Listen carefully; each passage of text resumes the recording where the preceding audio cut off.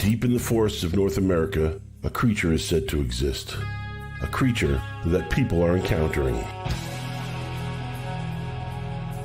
With far too many reports to ignore, there are elements of truth behind these accounts that mankind can no longer ignore. Breaking news out of Texas, Bigfoot is real. Could a breeding population of large, upright, hairy hominids really exist in North America?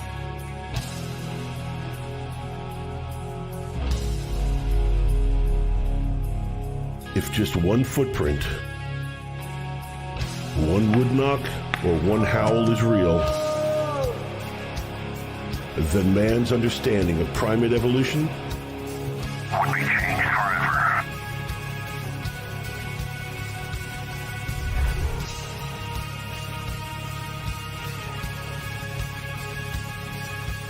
Join the Catskill Appalachian Research Collective as they delve further into the mysteries of Bigfoot and other paranormal phenomena through the eyes of witnesses, investigators, critics, and skeptics.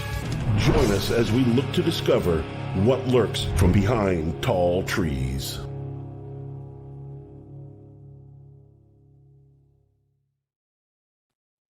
Good evening, Bigfoot fans. Welcome to From Behind Tall Trees, the live super chat that does not play favorites. This is a show that gives everyone a chance to speak their mind and present their evidence and tell their side of the story, in which turn this allows you, the viewer, an opportunity to make an educated decision as to what you believe. This show looks to stomp out confirmation bias and general Sasquatch stupidity. And who knows, we might just find out what's really going on when it comes to Bigfoot.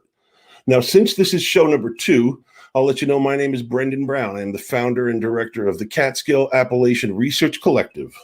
The CARC is a group we set up to research and advance the study of various paranormal sciences, most notably, like we're doing here tonight, with Bigfoot. We're also in the business of producing some documentaries, and we've got a paranormal series called Devil's Road that's set to come out this fall. Now, with me tonight is my partner in crime, my co-pilot down into this rabbit hole, the Bob Gimlin to my Roger Patterson, co-founder of the CARC and director of Central Pennsylvania Investigators, Mr. Sean Wagner. Sean, you there? Yes, I am. Hey, Brendan. Hey, how's everybody doing out there? I think they're all doing good. How's the weather down there with you? We got about 7 inches of snow here today. Well, I don't know if you're going to like to hear it, but we didn't get much at all. It's pretty much all melted. It is winter down in my neck of the woods. Yeah, so you ready for the show? I think so. It should be a great one. Yeah, so as I mentioned, this show is a super chat, and if you got any questions at any time, hit that super chat button and we'll get you on the air. Now, the super chat not only supports this amazing channel, but it also supports the CARC and helps us finance our investigations and our productions. So hit that button and help us out. Monitoring the live chat tonight is everybody's best friend, and by far the nicest guy in the CARC, Jonathan Charles Big Chuck Larson. Brendan, Sean, come on, guys. Hey, Charlie. What's going on? It looks like you're in a cave. Are you hiding out with the Taliban somewhere in Afghanistan? No, my studio is getting remodeled, so just waiting for the marble to come in. I'm going for a European bathhouse look. Nice. You look like a floating head that just floats around the screen there. That's it, man. Big show tonight, guys. Big show. Yeah. Yes, we do. This guest, he's been investigating Sasquatch for decades, and actually what a lot of people consider the highest level for the past 12 years with the BFRO. And with the BFRO, he's published well over 100 reports for the website.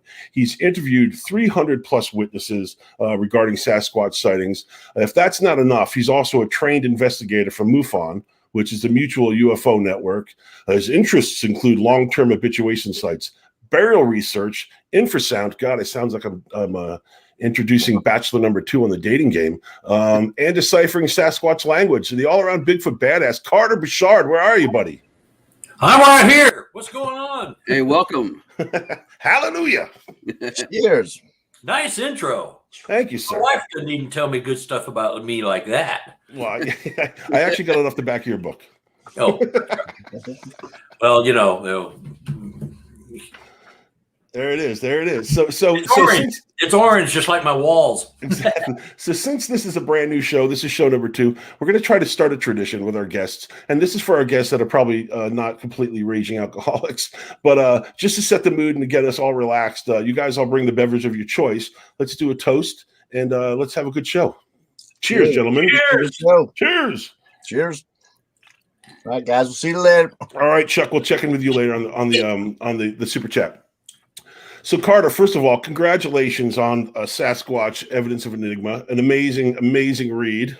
Thank you. I want you to tell us about it. What was it like writing the book? The pressure. Did you write it yourself? It's a great book, and I just want to know what it's like to actually put. Yeah, I wrote it myself, and it's the first book I've ever written. I wrote songs as a rock and roll guy a long time ago. You know, I was in bands for years, and I wrote stuff. But this was like,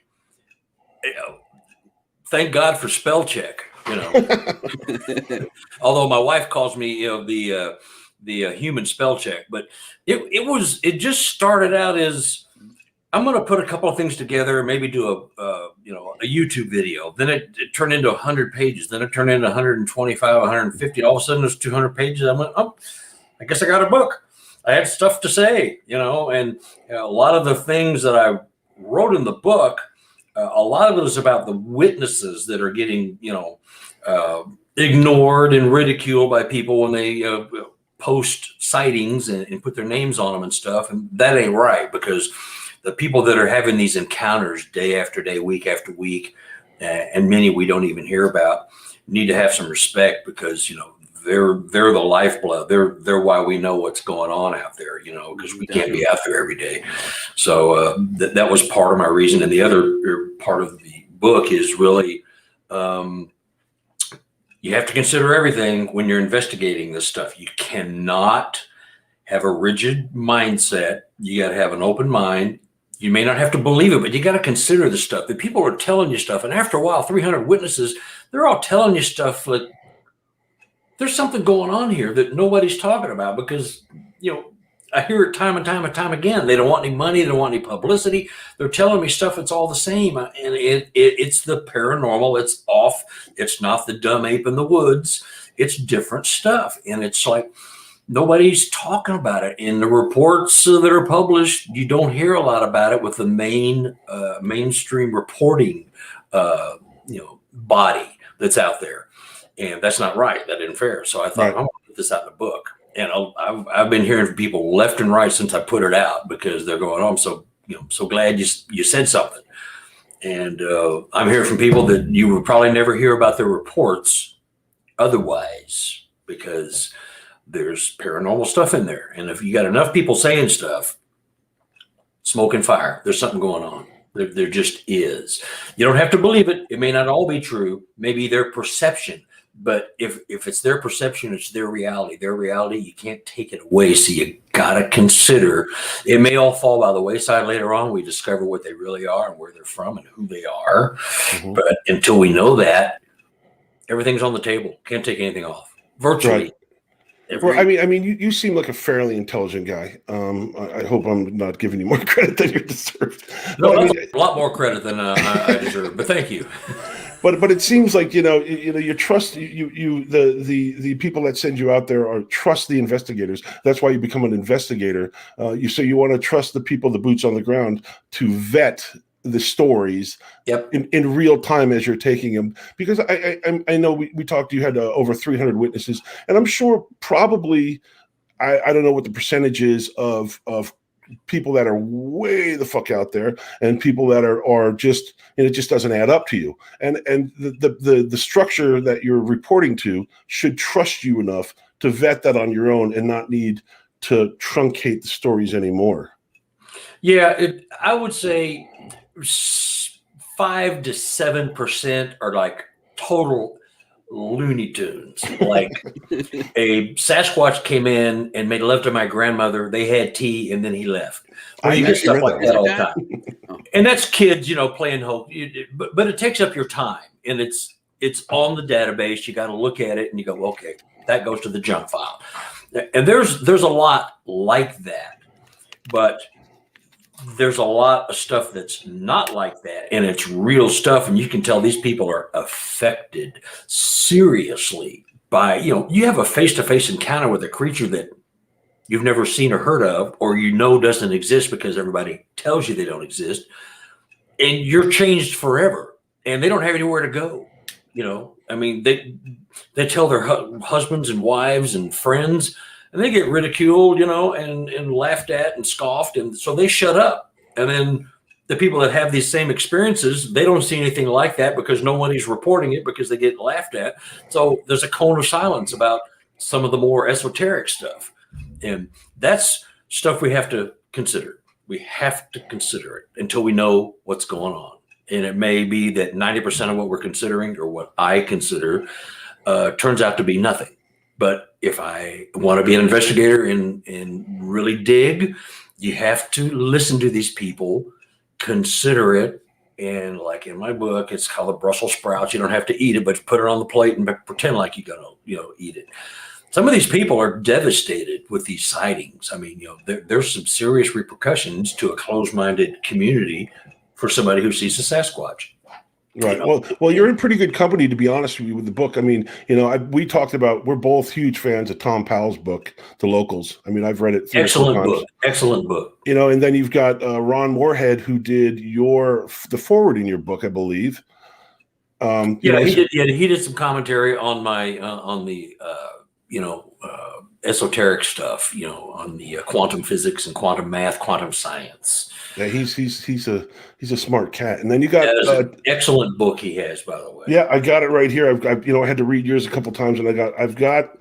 I tell you, I didn't realize how many goddamn books I had to read when I started doing a podcast. Jesus.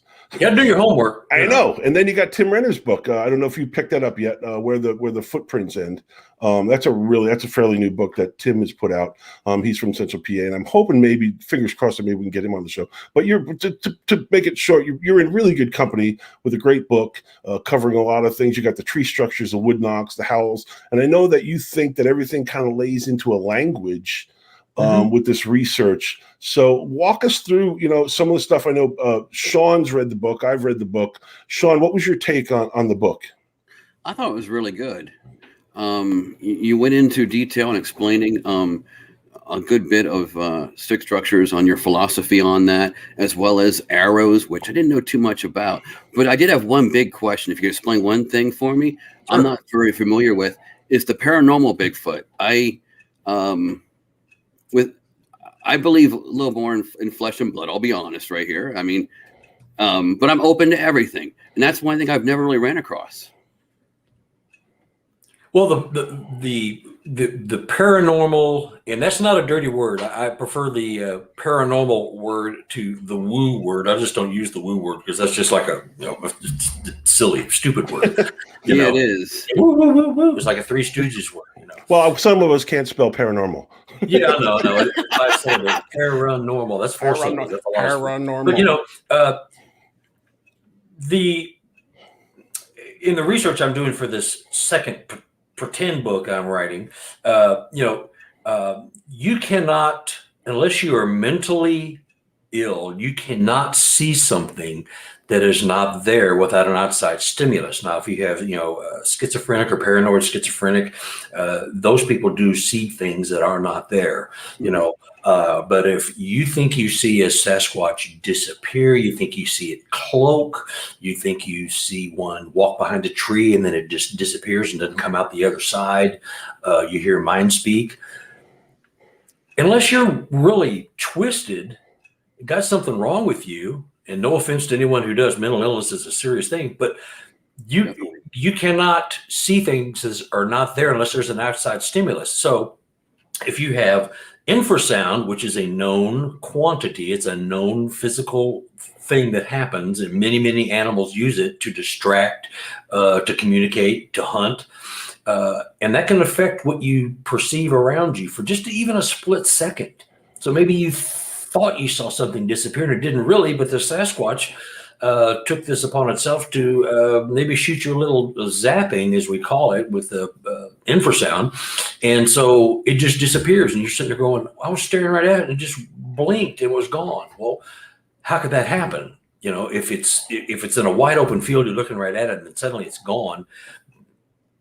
Either you blinked and looked away and you're just not being honest with yourself, or you're mistaken, or there was an external stimulus that hit you just for a split second and the stuff went away. The creature went away, the sighting went away. There's mind speak. I've heard voices. I've heard chatter. I've heard things that, like, what's out here in the middle of nowhere that's going to be doing this? Is some, Uncle Bob from the, village down the street waiting in the woods to prank somebody that might happen to come by?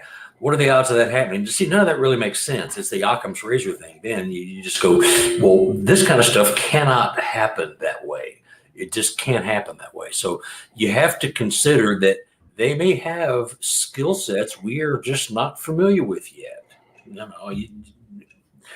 You have to consider that, because enough people are saying it. I've seen it, heard it. I talked to so many people. It's just, you have to consider it, it until it happens to you, until you see one.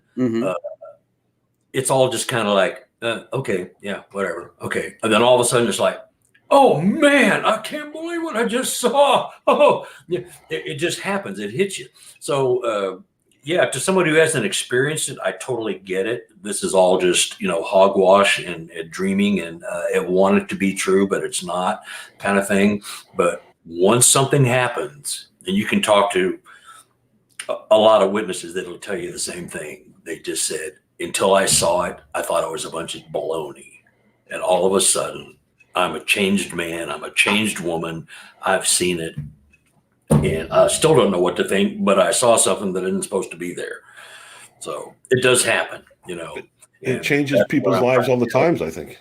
Huh? I think it changes people's lives all the time. I've read and I've heard accounts from completely credible people that have worked, they've surveyed for the Department of Forestry, working in the field for 30 years, ran across something and then left and never went back into the woods again. That is not a common response to a bear walking by. There's things that are in the woods. I was a flesh and blood guy for a long time, and now that since we started doing this research, is if John Green, Renee DeHinden, if Grover Krantz, if guys like that back in the 70s could not find the thing, those guys, we're talking some of the brightest minds in that have ever looked for the creature in the history of Bigfootology, or whatever the hell you want to call it.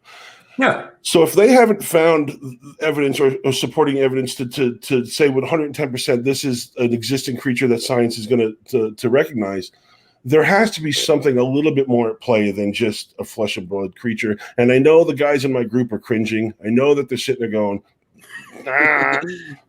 But I mean, honestly, it's made me think, and it's changed my paradigm just a little bit, of that there has to be a little bit more going on than just a relic hominid walking around the woods. There just has to be. Otherwise, we would have a lot more evidence than I think maybe we have at this point.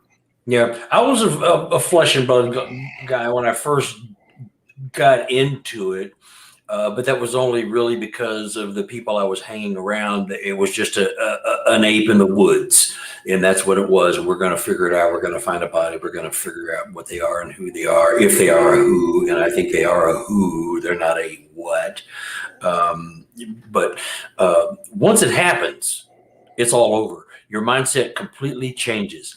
If I took you out, Brendan or Sean, if I took you out in the woods and something actually happened that you cannot explain, you would have to at least scratch your head and go, I don't know.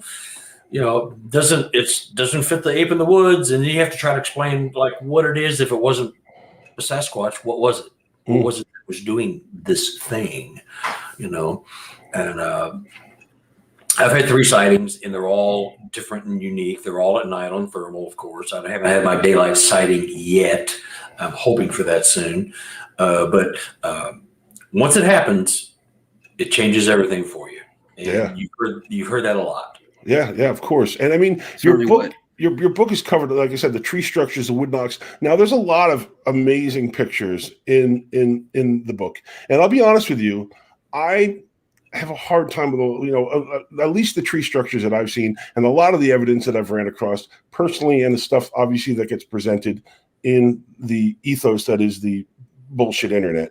A lot of that stuff is, pretty much crap. But then I ran across something on page 36, which really kind of changed my thinking, which was the cross structure. And I'm going to have Bill bring this up. And Carter, you can really, I've got the 3 pictures that you sent me, and you can kind of walk us through this, because it's hard to do its justice unless you're looking. Now, is that you in the picture?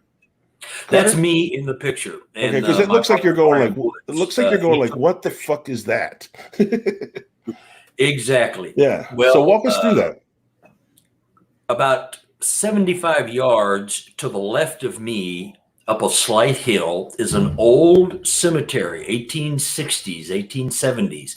It's mostly abandoned. You can see a few people still come and bring, flowers, plastic flowers, and clean up the graves a little bit.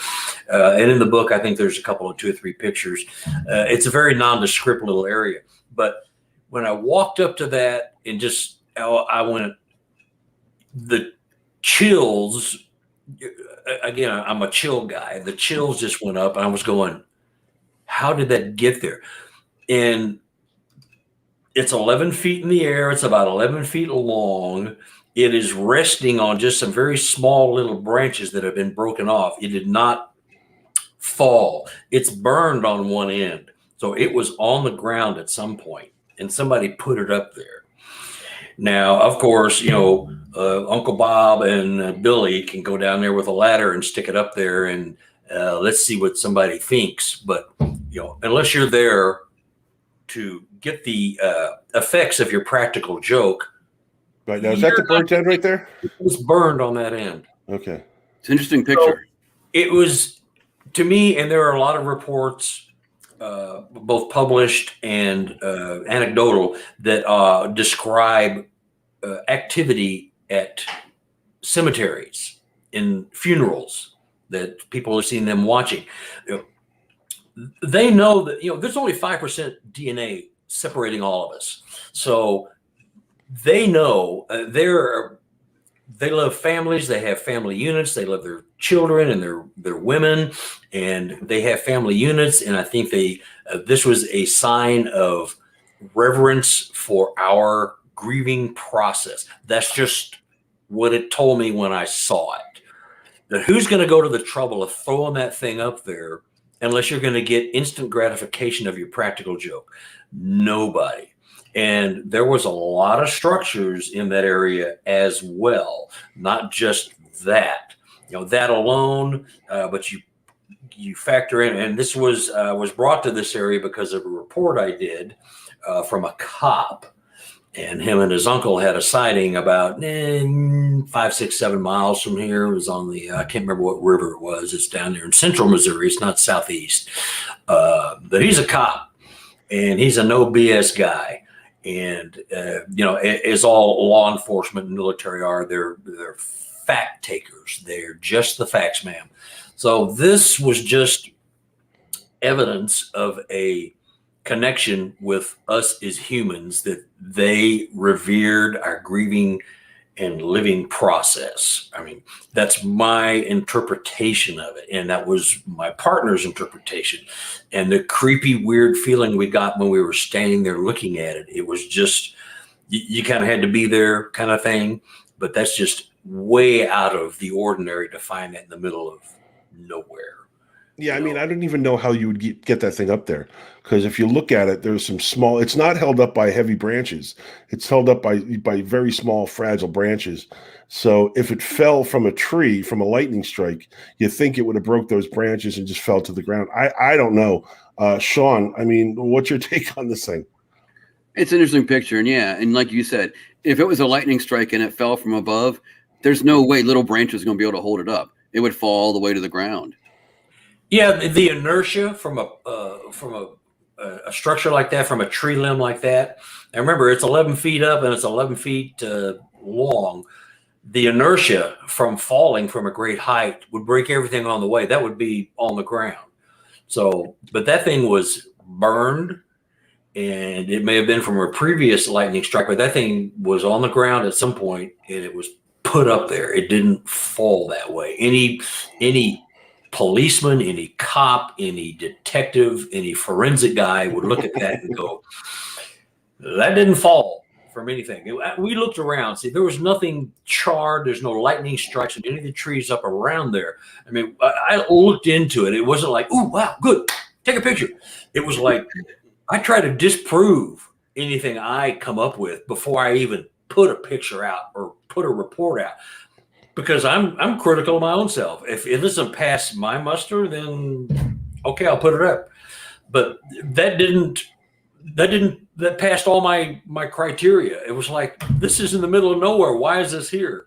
You know, and there were structures all around that area. And there was another weird little structure.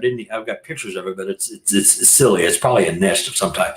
But it just, in the context of the situation, is what it is. Yeah. I mean, there's another one. You know, the hook structure, I think you called it in your book. We'll take a look at that one too while we're looking at the tree structures here, because this one, there's a lot more. You know, if you're walking through the woods, and I'd be honest with you, if I was just walking through the woods with my niece or snowmobiling by or doing something, and you're not paying attention to it, you're not really gonna notice the intricacies of this thing. That is on the screen now, Carter, and this is that hook structure that we were talking about yesterday when we got together for a little bit. And there's a lot going on. So walk us through this one, because I think you called this quite fascinating in your book. Yeah, it was just this was in the BFRO Expedition 2018, Upper Peninsula, Michigan, and my partner and I found an area. And if you look in the upper right, you really can't tell. But here, right, let me zoom it in for you. That's where there's a river that snakes around, so it creates a border right here. That's a lake area back here, so it creates a border. So that backs up to that. But that structure, though, that top X, those branches are hooked, and they were broken off. And they were placed on outlying trees so they could make a suspended X. That's interesting. And they did it at the bottom of it as well. Well, we've got the other picture. Let me pop up that other picture, not to cut you off there, because I really want to let this sink in for people, because there's a lot, like I said, there's a lot going on, and I want to do it justice by giving you. I'll put up hook one. I think Carter was the one that you sent me. This one, yeah. I think you hook one and hook two. I think there you go. So this is the one. Okay. Look at the trouble you would have had to gone to make this. You've got a split branch here. You've got a fork in a tree, and then this branch has a little hook on it right here, and it is placed in there, and so it's suspended in a permanent way. And it's the same thing from the other side, and the same thing with the X at the bottom of it. There was 6 other structures in this little area, which was probably 50 or 60 yards square. There was probably I'll say it's about 30 by 30, maybe 25 by 25 yards. There was 3 arches, a baby arch. We call it the baby bear. We call it the baby mama big bear arches, the 3 bears arches, because there was a little arch, a mama arch, and a big arch. It was like you would walk through a portal. It was like when you walked in, you almost had to walk through that. And I think it was designed maybe to walk through it for some reason. But there was 5 or 6 structures in a very small area. You could tell this was somebody's living room. And by somebody, I mean somebody lives here. And we had a sense of reverence for that one structure you were showing. Like it was an homage to somebody, or it was a burial thing, or it was paying respect to something, because it was so ornate, and it was a centerpiece for all the other stuff that was around it. In the book, I've got 4 or 5 other structures that we all found, and I got people walking through them, especially walking through the portal with the sun rays coming up. It's very dynamic photo, but you just got a sense that this was like a very important place, and this was home to Sasquatch, and we just happened to walk upon it. And now, I'm sorry. Go ahead. The delay there. What do you say now? Because I can hear the critics and I can hear the skeptics say, with if you're called and then you're using it with quotes, Sasquatch's living room. What do you say with the lack of physical evidence that? I mean, did you find anything physical evidence? Did you find hair? Did you find footprints? Did you find any type of DNA, any type of stool samples, anything in that area that can back up or lend more credibility to your theory? No, didn't find anything. There were some instances of counting that happened the night before. That's in the book. You got to give that story. We got time. You want to give that story? Let's tell that story. Yeah. Okay. So Brian and I found that the day before. And so we took 3 people back with us on Sunday morning, I think. And the Saturday night, we found that Saturday. We took them back. We said, we got a place we got to show you. So we took them back Sunday morning. Saturday night, one of the investigators was using wood blocks to make knocks. Very clop, clop, clop. Like, it sounded like horses walking on cobblestones. It was a very hollow. It was a wood block. It sounded like a stick hitting a wood block. That's what it was. So we took him along with Caroline Curtis, who was one of the expedition leaders. She's with BFRO, and we took her and him and one other guy. When we walked into the area, we heard 5 knocks that mimicked exactly the knocks he was making the night before. Not just a branch on a tree. It was clop, clop, clop, clop, clop, clop. There was 5 knocks. There was 5 of us. And it mimicked the exact sound he used the night before with his wood block and a drumstick. What do you want to do with that? It's like, it is what it is. They were telling us that we know this guy was with you last night. We're mimicking the wood knock, and it was way out of the ordinary. A wood knock doesn't have that hollow sound every now and then, but this was identical. It could have been they were making it with their tongues and clicking. It could have been that they weren't really striking. There was no percussion in it. It could have been something that they were doing with beating their chest or, doing something. But that told us with the 5 knocks as we entered that place with the exact same sound he was making with his artificial wood block the night before. That told me that they knew who we were. They knew he was with us. And if we were paying attention, one of us might realize that's the same sound you were making last night. Jim, it's Jim Sherman. That's the same thing you were doing last night. It's the exact same sound. Not a coincidence. I don't believe in coincidence.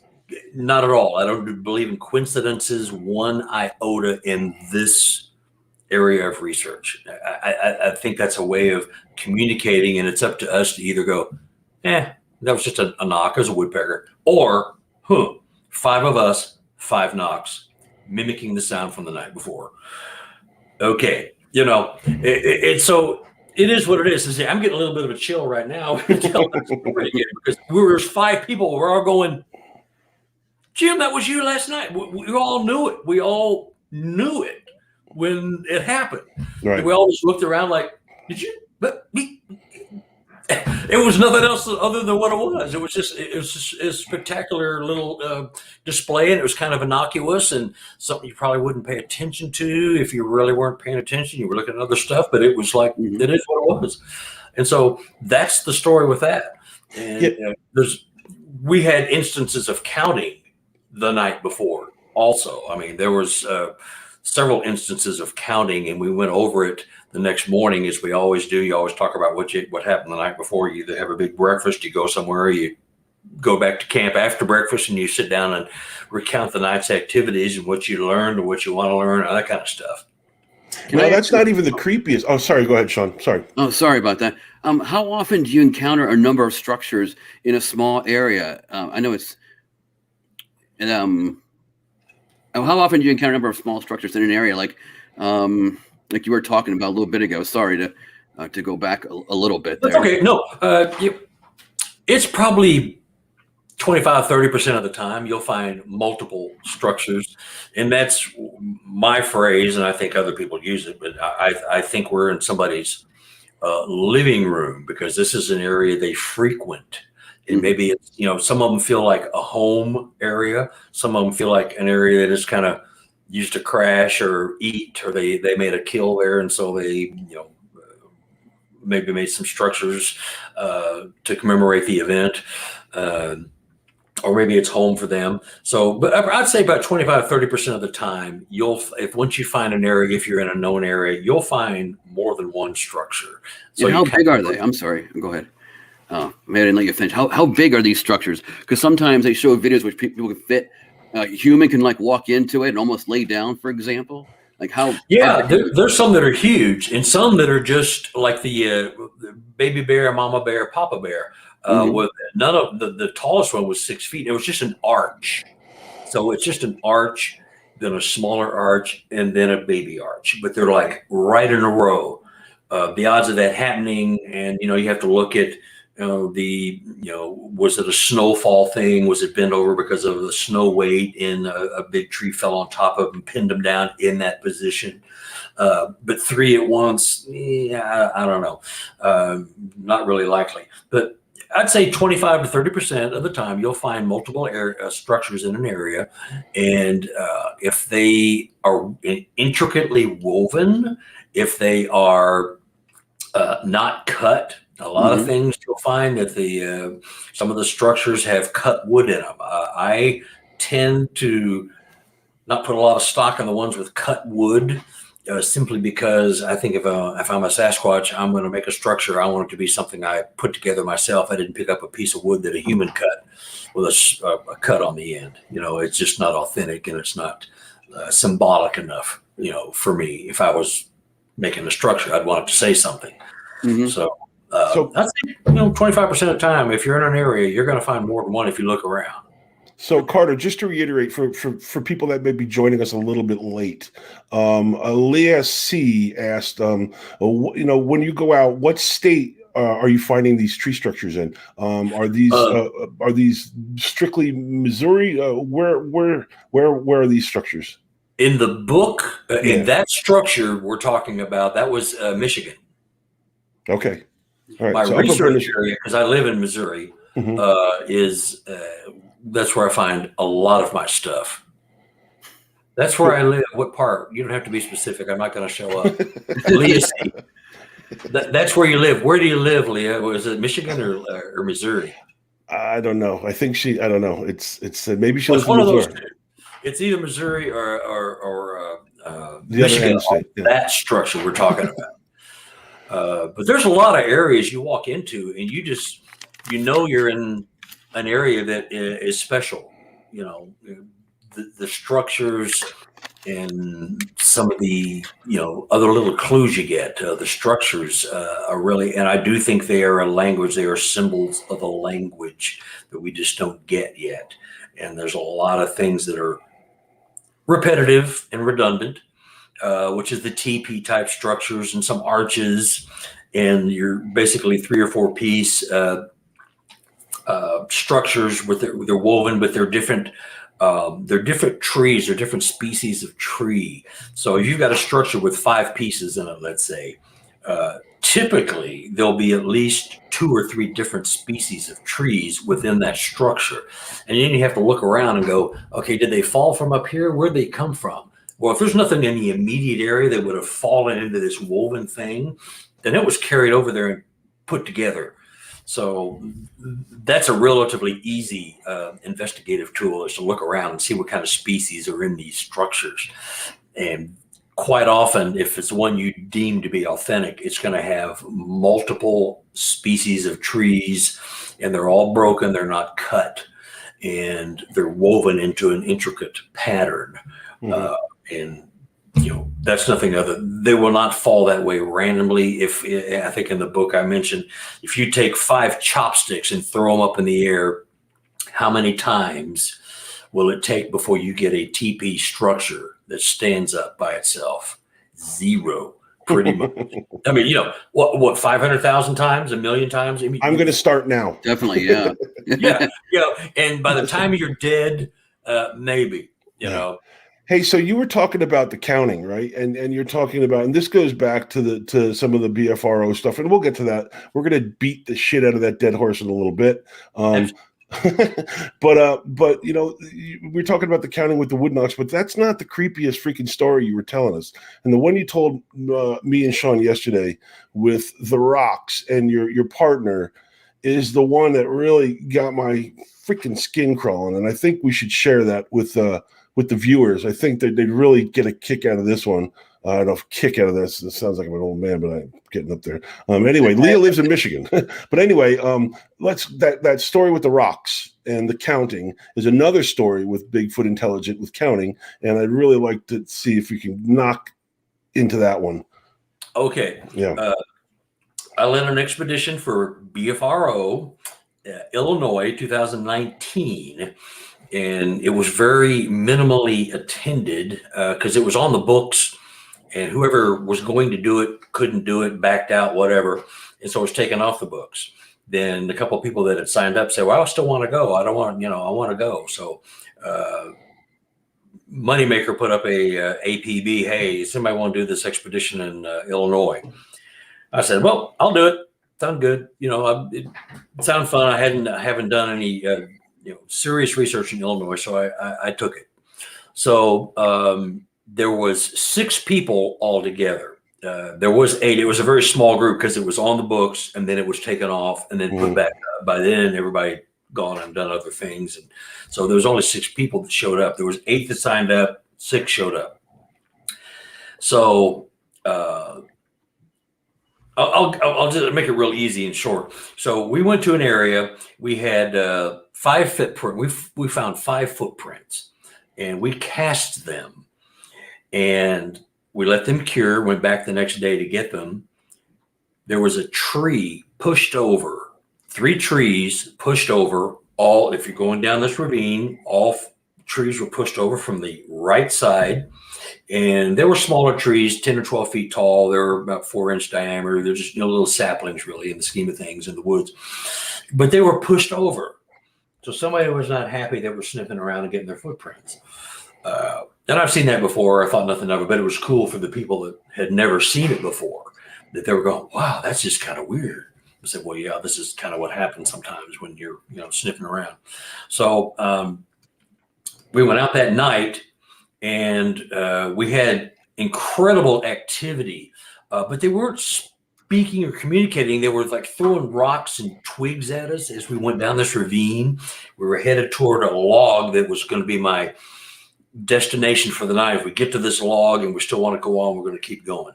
So long story short, we got kind of surrounded on both sides of this really deep ravine. They were making noise, walking. You could hear bipedal walking, but no communication, no grunts, no howls, no knocks, no nothing. It was just, you could tell they were watching us, Anyway, so my partner in Illinois, he's had some physical problems. And so Friday night we went out. He stayed in the parking lot, stayed by the cars. And it's a very small parking lot that holds 7, 8 cars, maybe. It's real small. It's got a little porta potty there.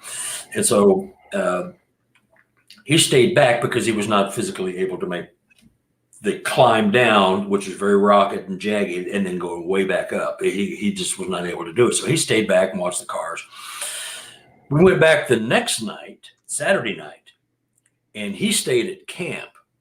Because he was, he just can't get around like he used to. No big deal, but he just couldn't do it. And a lot of times when you leave camp and leave one person there, the Sasquatch come to your camp to see what's going on because all the humans are gone. Yeah. So it's always, possible there's activity. So he stayed there. Well, he and I decided to go back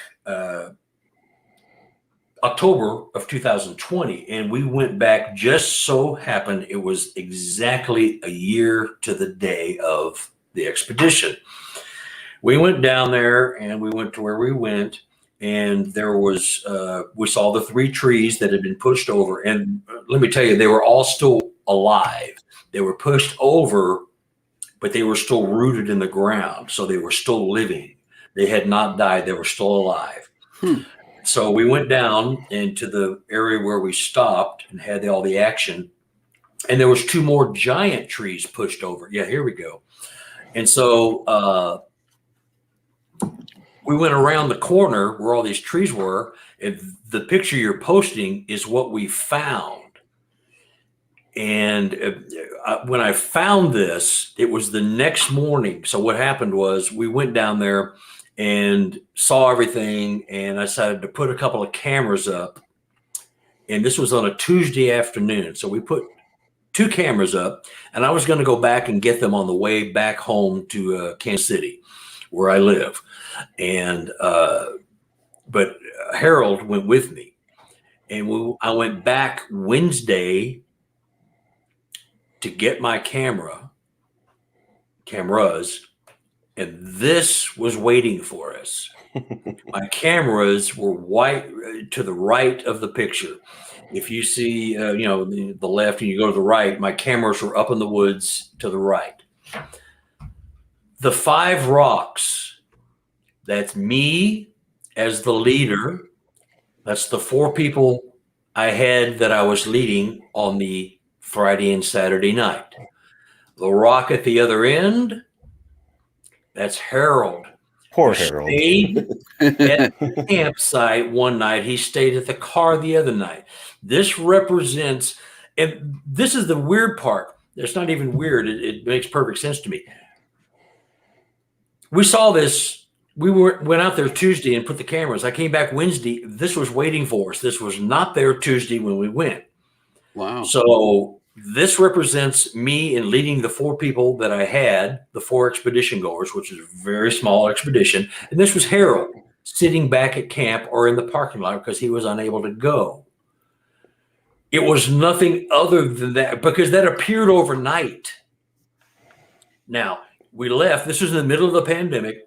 So we were there on a Tuesday afternoon. We went back Wednesday morning to get my cameras. So there was a 19-hour, maybe 18 or 19-hour period where some person or persons could have come down there, been nature lovers, and done some rock stacking, as you do see every now and then on trails and stuff. You see people stacking rocks and putting a feather or a leaf under it as an homage to Mother Nature and everything. But the odds of that happening during a pandemic on a work day in the middle of nowhere, and this is a godforsaken place that this place has a reputation like nobody goes there after dark. The most badass hunters, women hunters, the most macho of all people, they avoid this place at night like the plague. They just It's a public park. It's a public park. It's public, but nobody goes there. It's the Trail of Tears, Murfreesboro in Illinois, and hundreds of people died there. But the thing is, that wasn't there the day before. We went back 18 hours later, and there it was. And it happened to be the exact number of people. They recognized me. This is my opinion only. They recognized that Harold and I were the guys there a year later to the date. It was an anniversary date. Literally, it was almost to the day. And they knew it was us. They knew I was coming back to get my camera. They knew I was going to see that. 5 people, me and the 4 behind me, I'm leading, and there's Harold, who stayed back at camp and back at the car 2 nights in a row. Numerology, whatever. I've said this, I don't believe in coincidence. And I'm getting another chill telling this. Now, what's up with these rocks here, these other 2 rocks? Harold. These related to the same story, right? Yeah, it's the same. Yeah. Harold is kind of short and squat, and this would be and this is me. I'm taller and slender. He's shorter and squatter. That's us. Now these were left at a different time though, because these weren't in that first picture. No, they were on a different trunk At the same time. Pictures. This was lifted at the same time. Exactly. Oh, okay, all right. It's a different rock. And I even took these back to my car and I dusted them for fingerprints. Yes, I carry a DNA kit at all times just for this kind of stuff. And there was no prints. Nothing but Harold's fingerprints all over the damn thing. Yeah. Harold, God damn right on the spot. But so it just, none of this was there the day before, and it appeared overnight. So what are the odds? And this gets into the Occam's razor thing again. The most simplest explanation is usually the best and the one that makes the most sense. Well, this is paranormal. This is esoteric. This is out there, but it's symbology and it's communication. They're seeing if I'm paying attention. They're saying, "Hey, Carter. Hey, Harold. Hey, we saw you. We know you're coming back for your camera. We didn't pose for your camera." You know, I mean, it's just, it's a slap in the face, and it's a finger, it's a middle finger, it's a salute, it's a hello, how you doing? Thanks for coming back. Whatever. Just, you would find me or anybody else hard pressed to find another explanation that made sense, unless, of course, we're just making it up, you know. But that's not my nature, and I don't do that. I was just going to ask you, are you making it up, Carter? No, I'm not. Okay, that's good enough for us. A cocktail, because that was a fine. I'll drink to that too. Prost. But it speaks to you, you know, when you run into something like that. And Sean, you're probably still going, I don't know, but yes, I can see him rolling his eyes. Well, that's okay. A little bit, okay, you know. But I'm open-minded. Let me add, I am open-minded to hearing what's going on, though, because nothing has been proven until something is true. Yeah, I know. Anything is possible.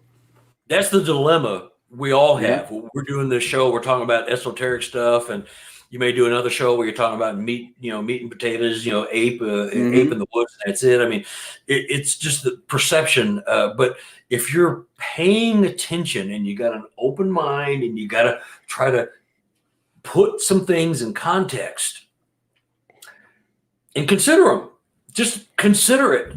Yeah, I could go back here a year later from now, and there's, you know, a couple of McDonald's wrappers sitting there, and the rocks are gone. Okay, well, I know you didn't go through the drive-through, so maybe everybody's yanking my chain. I don't know, you know, but that doesn't happen.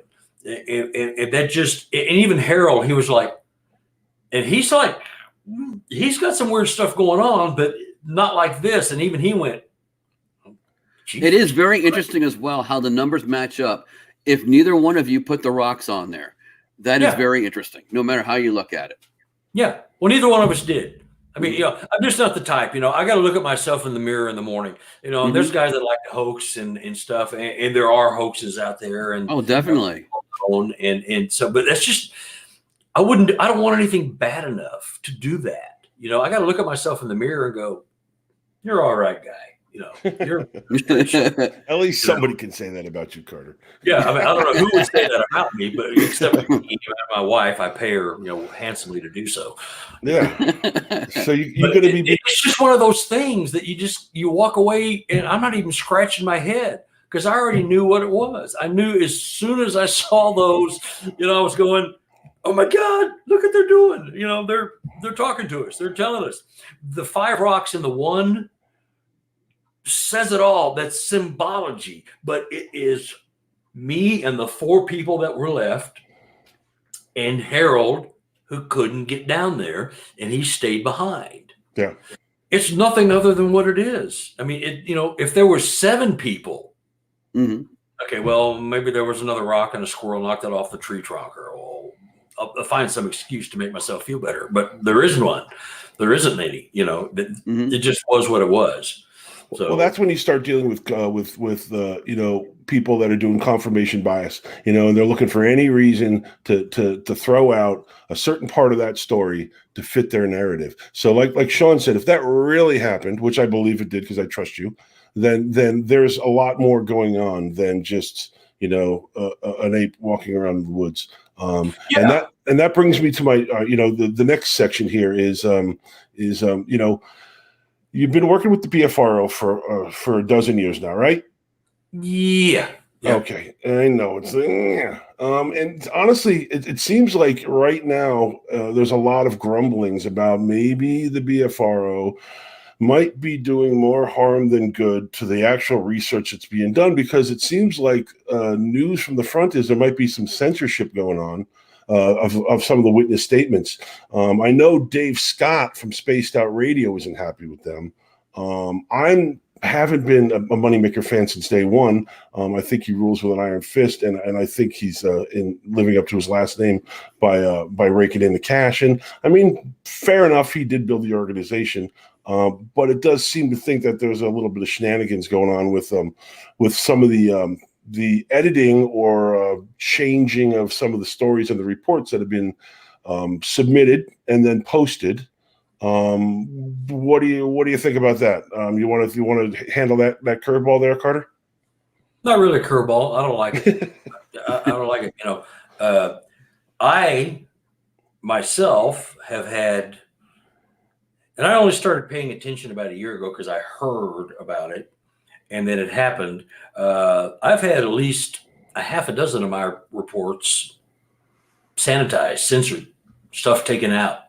Stuff taken out that is like incredibly important to the tale of the event that the witness is telling. And it's just damn irritating. It's an insult to the witnesses who are trying to tell a story and have a voice. And when I got wind of it, I started making copies of my reports before I sent them in for publication. Mm-hmm. I've got a half a dozen that they were altered, pure, plain and simple. One could be a typo, could be a mistake, but entire paragraphs taken out and the entire meaning of the report taken out. Mm-hmm. And they all deal with aspects that are other than dumb ape in the woods. They're thinking, they're counting, they're sentient, they're thinking, acting beings that may or may not have powers that we just don't. I'm not talking about like superpowers, but they may be able to do things that we just don't attribute to them because of information that we are fed. The information we're fed comes from BFRO and other places. And if you're manipulating that data to fit a narrow-minded paradigm, this is 2021. It's not 1995 anymore. And you got to have an open mind. And, even if you don't want to put that stuff in there, put it in there with a disclaimer. But don't just make fun of the witnesses, which is what you're doing, by taking stuff out of the reports. It's just not fair. It's not right. And we're trying to get to the bottom of things, Right. And it's quite frustrating. And I have witnesses calling me back, emailing me back.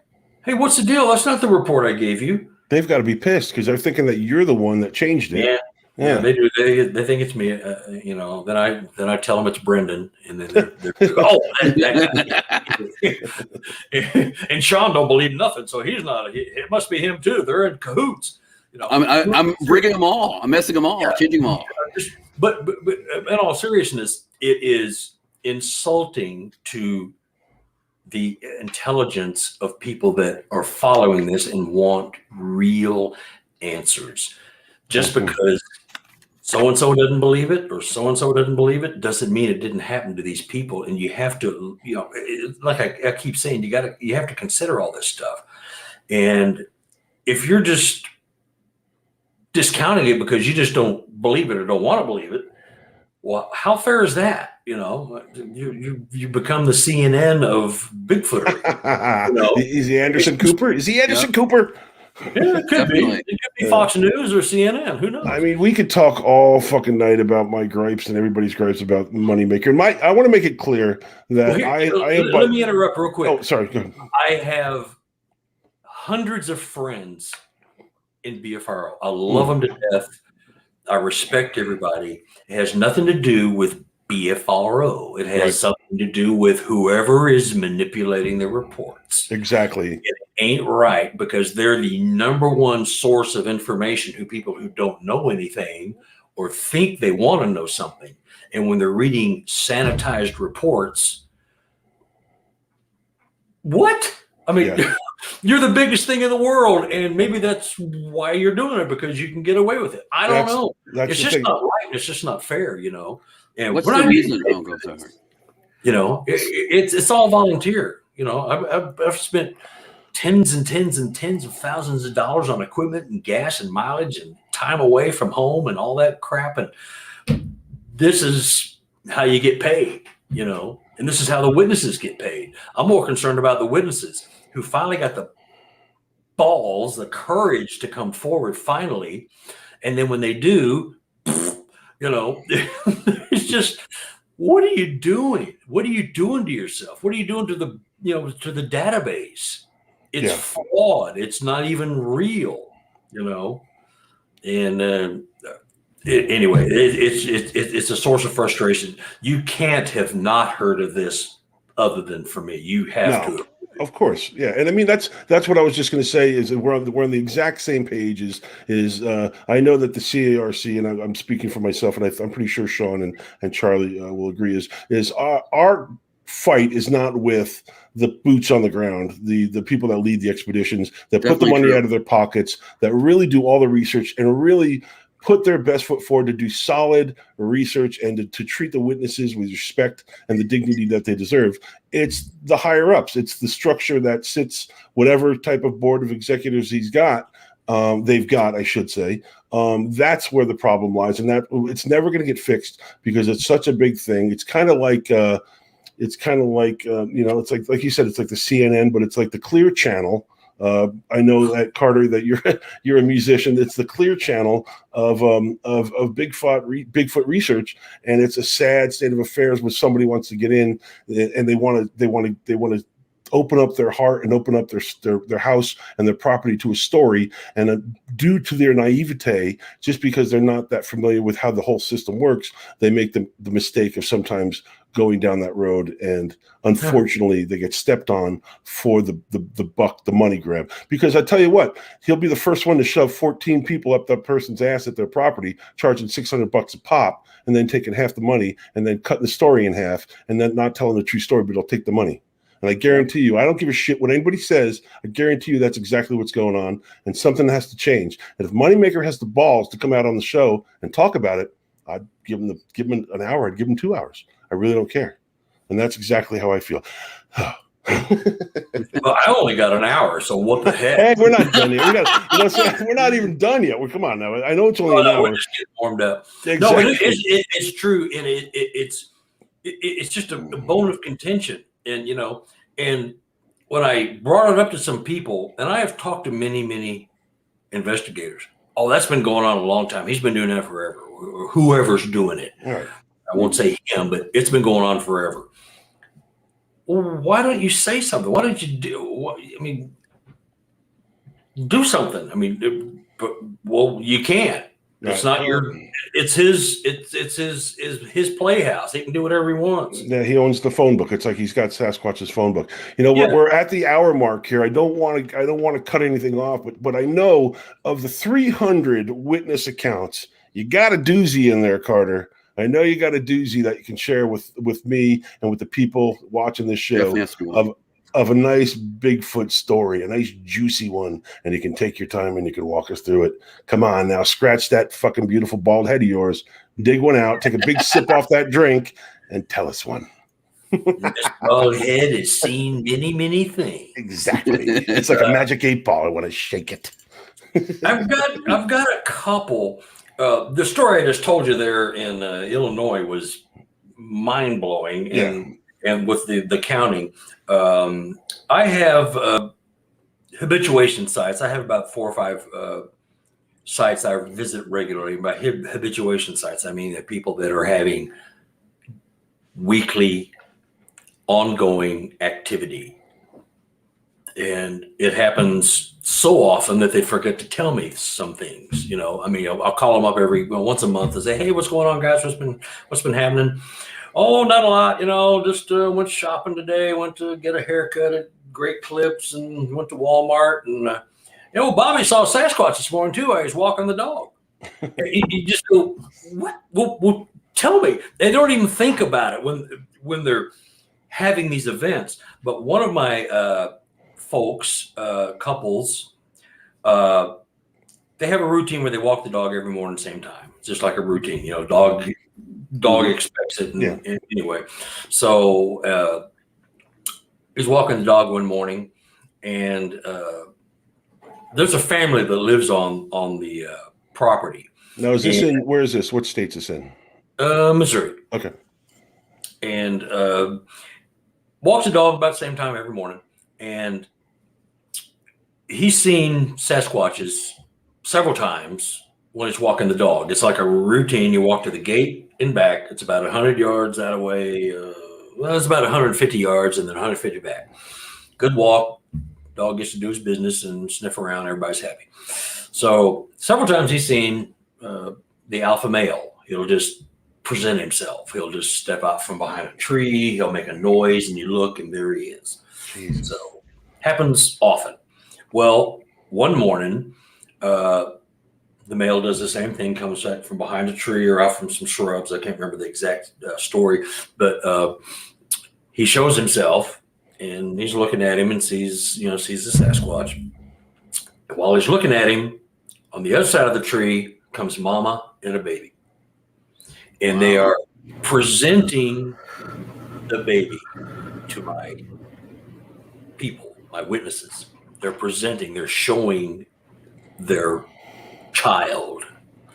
And it's like a proud parent showing off a picture of the baby in the nursery at the hospital. This happens most of the time the guy walks his dog. Just like me, that's my hair, that's my dimple right there.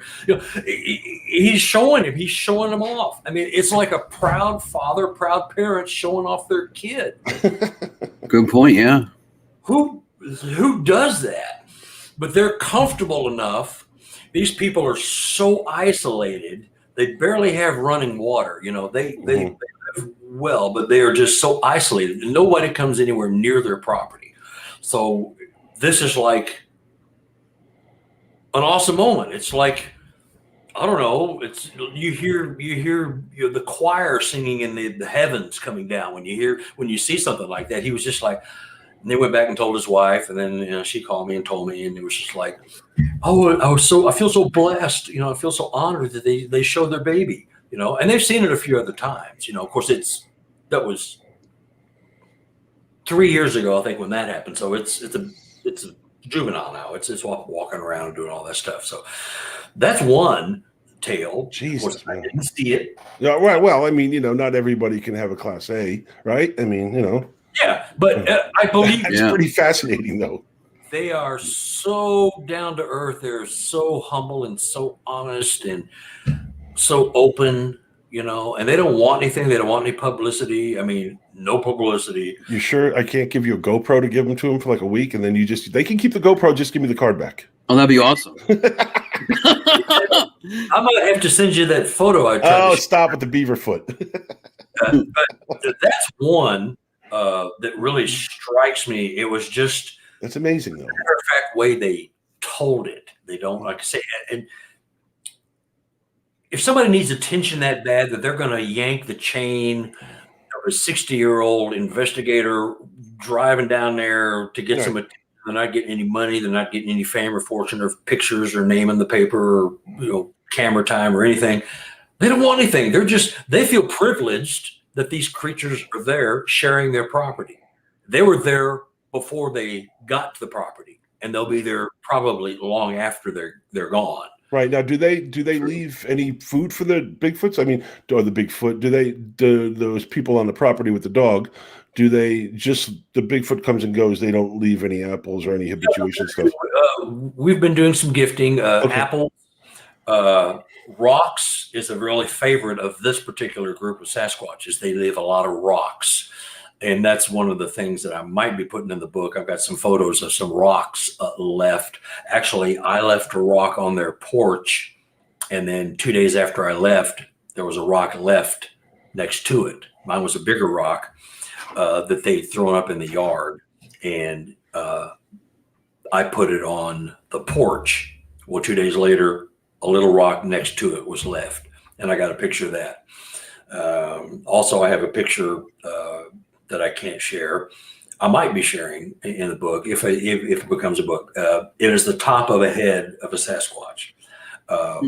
It's about from here up, so you can see this brown hair sticking up. Jesus. And it's Jesus. They were throwing rocks on the porch and on the roof. And like I was telling you earlier, they have a metal roof, and so when the rocks hit there, they bah, bah, bah, bah, bah, bah, bah, bah, bah. I think they actually like the sound that it makes. You know, that it ticks my people off because he's very meticulous with his yard. So a lot of these rocks roll down and they shoot into the yard, and he hits them with his mower. It really ticks him off. He doesn't like that. Any idea how many encounters or sightings, how often they've sighted them by chance? At least monthly. I mean, there's monthly? something every month. Like I said, it's just to the point they forget. Oh, did you tell me about that time you saw the one down there at the shop? It's so matter of fact. Wow. So quite often then, quite a lot of times. Like that. It's just like, I went to the store. I went to church. Oh, yeah, I saw a Bigfoot. I mean, yeah, it's so matter of fact. Yeah. I'm driving 300 miles one way, burning gas, spending night on cold ground, Yeah. waiting for something, and nothing. And then I leave, Sasquatches running around, it's like a Dairy Queen. I mean, they're just popping in, popping out. But wow. It's a routine thing. Like I say, they feel honored. They're very protective and of it, and that nobody knows really, except myself. They don't tell anybody because you're nuts. Yeah, definitely. It's a routine thing, and I'm talking like it's a routine, but it is a routine thing. It's the way they deal with it.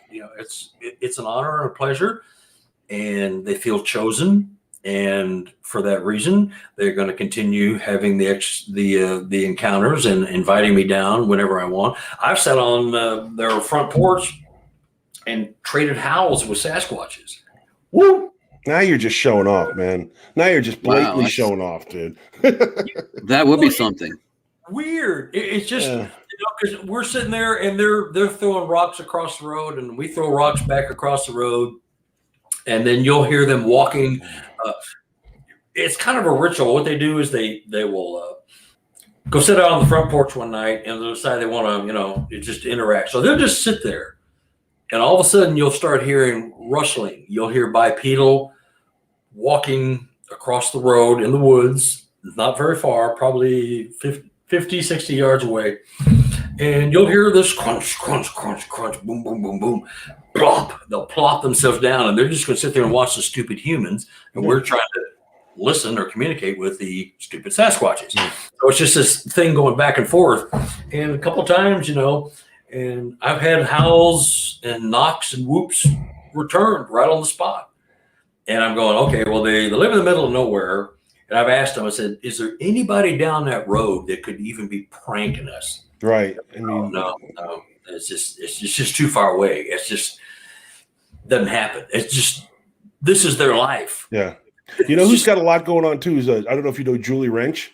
She does the monster. Yeah, Julie's going to be on the show in a couple of weeks, and she lives down by the Uwharrie down there. I think in South Carolina. Carolinas, yeah. Yeah, she's got the same fucking thing, man. She sits. I think she sent me a message just before the show. She's sitting out at a fire pit, and she can hear them up in the hills over and over all freaking night long. And she's so used to it that they just leave him alone, and that's just the way life is. And she's bringing a boatload of the calls for our show in a couple of weeks, and it's going to be fascinating. But like you said, people are that's how life is for a lot of people. And I asked him, I'm like, why don't you organize something to get more? No, we just leave them alone. That's just the way we want it here. That's not what I do. Don't try to find them. You'll never see or hear them again. Exactly. And I mean, that's just that's the investigator in me, and that's the curiously, the skeptic in me that wants the evidence. I want the foot. I want to cut the foot off. I want to hold it. I want that proof. I want to hold that, and I want to shove it under each professor at each university's nose, like Grover Krantz said, and maybe they'll pay attention. But I can't thank you enough for coming on the show, Carter. We're out of time right now, and I think we got to do another episode, man. We got to have you back if you don't mind. That'd be awesome. What's please. in it for me? Dude, I think what is it? No, I'd love to come back. This is awesome. What was it? Fireball, orange juice, rum. What are you drinking? What the fuck is that called? Honest conversation. Skeptical here and a believer here, and head scratcher there. So no, I'm all for that. This is good stuff, and I'll have other stuff to share perhaps. That picture I just showed you. I just got a picture today of a gorilla hand. Yeah, he just, for the people out there, he before the show, we sit up and we're backstage in this little virtual dressing room thing, and before the show happens, and Carter busts out his camera and he pops up a picture of what looks like a freaking monkey's hand from I don't want to go. I don't know how much more you want to talk about, but it was like just before the show starts, and he's not willing to share it yet. I just got it. I know, but wow! I mean, literally an hour before, I was out changing a battery in my wife's car. I hear my phone go off, and I'm going, "Oh God, screw the battery! I got to take a call." But it was like boom out of nowhere. Well, hopefully, it is nothing. I sat here and I pulled up gorilla hands, chimp hands, orangutan, orangpindek, all the fingers and hands. It is a Sasquatch hand. Period. End of conversation. It is what it is. It's not even blurry. I don't even have a circle around it. Crazy. It's not blurry. It's not one of those out of focus. It's like it's not even a circle around it. Nothing. It's a really good picture. Point it out. Look, so right there between all those 1,400 leaves, there's a Sasquatch in there. No, it's a hand. It's like that. I know you're teasing them now, so they're going to have to tune in next time because we're going to have some more information on that. But anyway, Carter, thanks so much for coming, man. Yes, thank you. It's been a pleasure. I've had a real blast. You guys are you're very cool. Good luck with this show. Thank you, man. Thank you. I'm going to be hitting you up, and maybe I'd like to cross paths, man. I'd like to do some work with you out in the field. I just had thoracic surgery not too long ago, and I've had some bad problems with my spine, so I know what Harold's going through with not being able to get out there. But I'm on the mend. I'm getting back at it, and I'd love to bring the guys down there. I know Sean would love to try to figure out a way where we can cross paths and maybe do some work and some research. Definitely in the middle somewhere. I mean, exactly. We're just getting started. On that note, I would love to thank everybody for tuning in tonight. Tomorrow night we are going to be on Bigfoot Odyssey. We're going to dip down to Texas with Carrie Arnold and Bradley Hatcher. Now that football season over, they're going to give us something to talk about. That's on Bigfoot Odyssey tomorrow night. I believe that's 8:00. I'm not really sure. You'll have to check. Also, reminding you to join our Facebook group. Like and share this video. The Facebook group is Catskill Appalachian Research Collective. We've got, I just want to send a special shout out to Mike Luciano. He's a CARC member. He's been feeling under the weather and he's going to on the mend. So Mike, feel better. Julie Wrench will be with us on February 23rd, talking about all the stuff going on with her. Be good, stay safe, and keep on squatching. Play us out, Bill. Good night, folks. Good night from behind tall trees.